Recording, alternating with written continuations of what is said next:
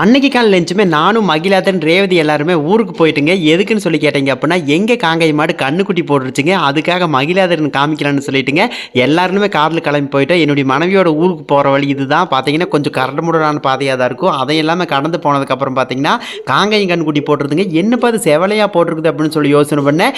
எங்க மாமனார் கிட்ட கேட்டதுக்கு அவர் என்ன சொன்னாருன்னா, போடுறது வந்து செவலையா தான் போடும். ஆனா கால் குழம்புல வந்துட்டு மயில் கலர் இருந்துச்சுன்னா, அது வந்து மயிலையா மாறிடும் அப்படின்னு சொன்னாருங்க. மகிழாதன் பார்த்தீங்க அப்படின்னா, அந்த கன்னுக்குட்டி கூட விளையாடுறது, அதுக்கு முத்தம் கொடுக்கறது, அவனோட மண்டை கொண்டு போய் முட்டை வைக்கிறது, இந்த மாதிரியான வேலைகள் எல்லாமே பண்ணிட்டு இருந்தாரு.